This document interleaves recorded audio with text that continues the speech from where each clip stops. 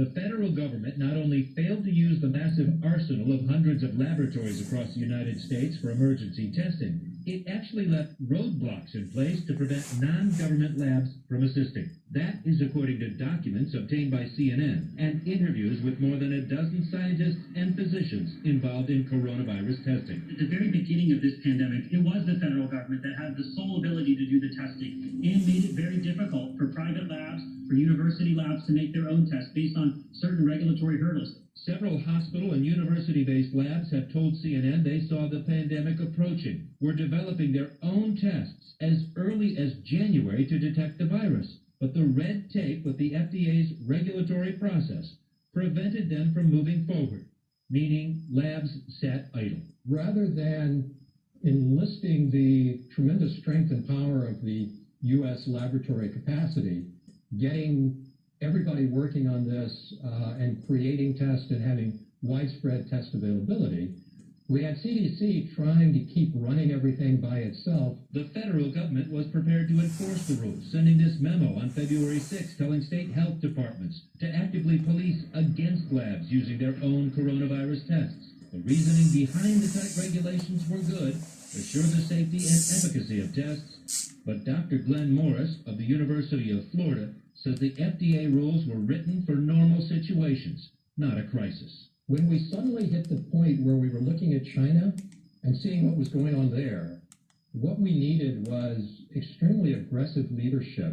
We've got to move fast, because otherwise we're going to run into a problem. The problem developed as soon as the CDC rolled out its own test for verification. It didn't work, and weeks were lost as the CDC scrambled to make a new test. So we really were in a basically on a pause for a few weeks within the public health system. And meanwhile, the academic laboratories who had developed their own tests also were not able to test because the regulations didn't allow it at that time. What's even worse, in 2018, after the Zika outbreak, the CDC came up with a plan to avoid the very testing disaster that's happening.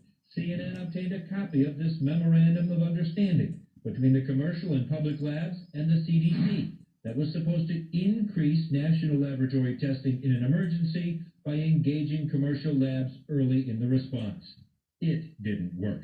Dr. Karen Call, who runs the laboratory services for North Shore University Health System in Evanston, Illinois, was one of the labs pushing to launch its own test and was stopped by overbearing red tape. It seems like this has been a bit of a failure. I do think there's definitely room for improvement. What's happened is we've had a number of laboratories and a number of manufacturers and groups that are not all working together in a coordinated fashion. In a statement to CNN, the FDA insists there was nothing wrong in its process and instead blames individual lab delays where labs did not understand the FDA process and mistakenly believed there was more work involved.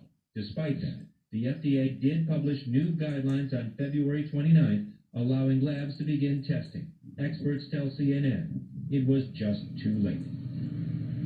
Drew Griffin joins me now. Drew, good evening to you. There was